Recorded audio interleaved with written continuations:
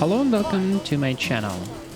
Finally we have a spring in the Copenhagen and everybody is outside and I finally get my hands on my Leica M42 camera. Sometimes I'm forgetting with the work and all the schedule how much I like this city. Just a simple walk arounds, taking some coffee or buns or drink some wine in the center of the city, give you pure joy on the weekends. And with the combination of this beautiful weather and my camera, I'm sometimes thinking what can be better.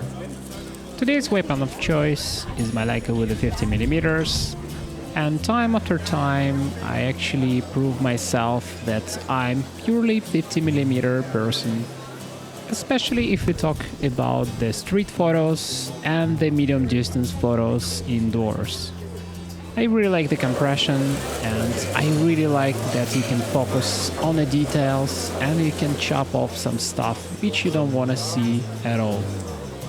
And also I have a strange funky film in my camera which also improves my joy from the spring. Yeah, but also it means soon I need to invest a huge chunk of money in the chemicals, new film stock, storage for the film, storage for the chemicals, storage for the paper. But I think it's worth it because you can sit there with your camera and sometimes you just see the shot. And I completely don't have the same feeling with the digital cameras. They actually distract me from the space and remove my imagination because I can see the picture already on my camera. And here it works purely on your imagination, how you imagine your picture in these small frame lines in the old cameras from 80s. You just learn how it will render, you just think how it will render. You don't know for sure, but you know on your experience and relationship between you and your camera and your lens. And as always, if you know how to see, you will find a lot of similarities with the Cartier-Bresson and other legends embedded in your photography.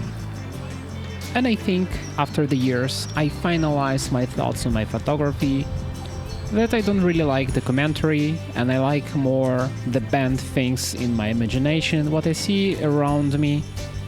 And based on this approach, I can create the beautiful pictures from literally nothing, just cropping my view and combine it with my imagination and capture some memory in my own way.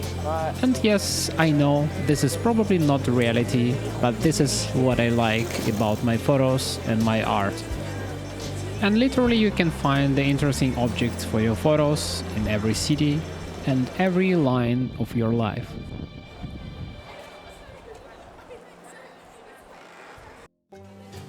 And because now is the season for carnival buns in Copenhagen, I definitely not miss out on this one.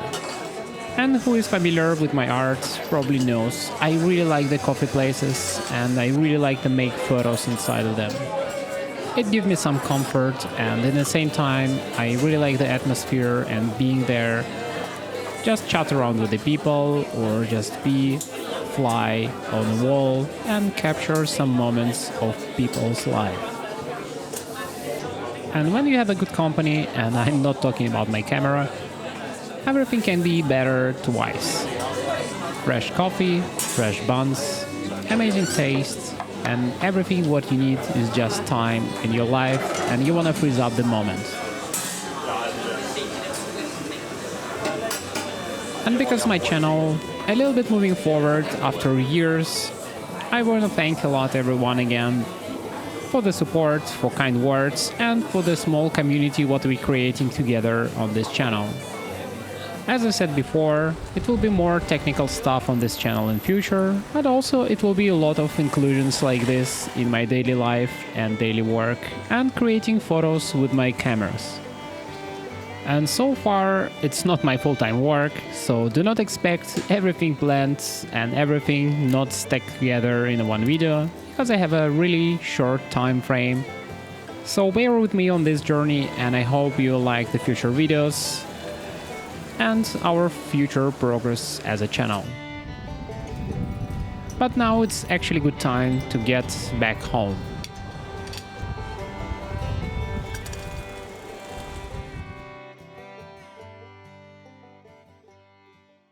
So I get home, it was really nice walk around in the city, but today I also want to push my project a little bit forward with the color calibrator. As you remember, I have old school Philips color calibrator and it actually creates more and more problems over time, and it's not really repairable because it's not really disassemblable, and at the same time the printed circuit boards inside, it's so outdated and so old, it's almost impossible to repair anymore. And additionally, I just want to switch to the new technology and make it more compact and actually have more sense, because in future I also have a dream to make my own photo enlarger, and with the combination of both you can create a lot of stuff. And if it's in a modern way like IoT device, you can communicate back and forth with the color calibrator and the photo head in the same time. So this is my kind of a goal, and I was on this project in and out for last year I think, and now I finally get some inspiration and get some time to make at least first prototype. And today we will discuss current projects and current progress status on this project. So stay tuned and let's go to the darkroom. As you probably already know if you watch my channel, the photo heads have 3 different channels. And despite what you think, the yellow, magenta and cyan channel, nothing more than filtration of RGB. But if you find the datasheet for sensitive curve of paper what I'm using, which is Fujifilm paper, if you look on the pure sensitivity, you can see the blue sensitive layer, green sensitive layer and the red sensitive layer. And as you can see, it's not so simple as RGB. For example, the red sensitive layer is far right to the spectrum, it's actually far beyond the RGB spectrum of light. You can call it deep red, or you can call it far red, it's almost infrared, so it's close to the right side of the spectrum. And also what is important is actually the spectrum maximum of all of these 3 layers. As you probably understand, if you use this specific wavelength of the intensity, you will get a maximum sensitivity of the paper. And only one caveat about all of this, it's actually closeness of the 2 layers, which is blue and green. So in practice, you're using something like a deep blue and the green light. It helps you with the color separation, and you actually can filter the blue and the green in a separate way. So if you look on this chart, you actually shining RGB lights, and in the end you have a CMY colors on a color wheel. And this is short mechanics how everything works in the paper. So for each channel separately, your color negative actually black and white. So if you're shining the red light, you actually filtering cyan layer on the color film. So you can imagine your film, it's kind of a black and white for each layer. And because we're using color sensitive dyes on the paper, each layer became a color again. And one small additional note, now you actually can see the logic why the layers situated how you see them. So the blue layer is on the bottom, the green one in the middle and the red one on the top. So the reason for this actually sensitivity of each material. So the blue light is more sensitive by the chemical way, so you need to reorder everything to make the film suitable for exposure. And yes, paper doesn't have any anti-halation layer, and the thing what you see when you wash the paper at the first rinse, the blue tint one, it's probably protective layer, and also probably it's capture a little bit of the blue light because it's too much blue light anyway. So if you remember my maintenance video for this enlarger, you can see exactly these 3 filters, which is actually filtering your color in your mixing head. First of all, they don't really cut a lot of light, and secondly, they also cut only half of the optical wave path before the mixing box. So you can say they work as an aperture, and if you look on them separately, they actually create RGB passing light. If you take example of the color filters which is used by codec and overlay technical spectrum with the sensitivity of the paper, you can clearly see it's not really RGB. And these numbers of the filters also actually represent the names which is not really RGB, especially with the deep red color.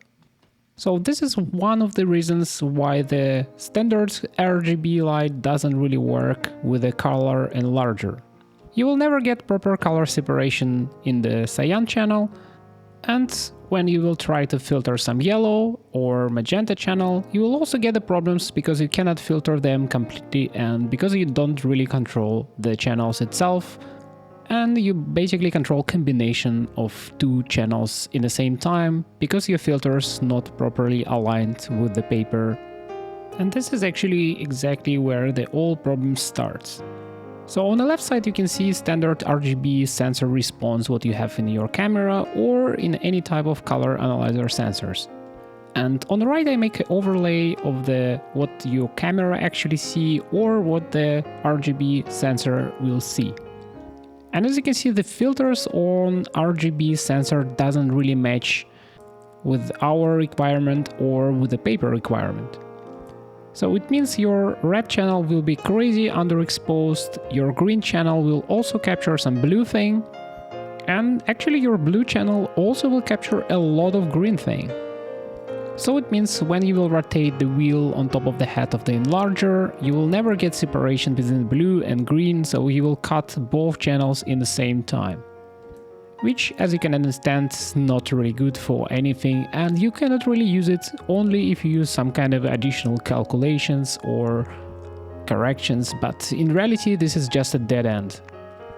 And honestly, this is exactly the same problem what you have with the film scanning.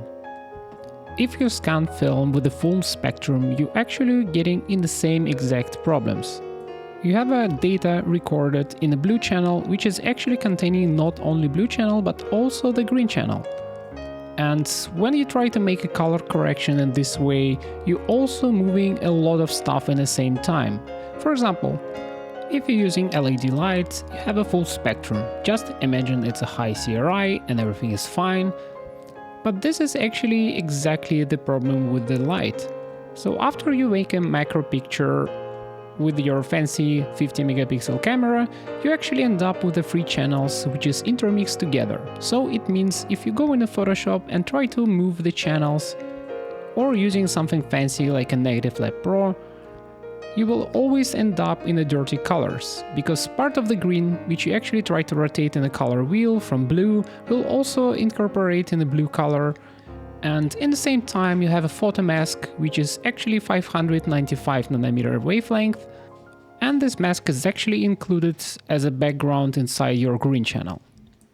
As you probably understand, this mask should be not there, because the paper itself, as you can see from the right plot, doesn't really see this color at all.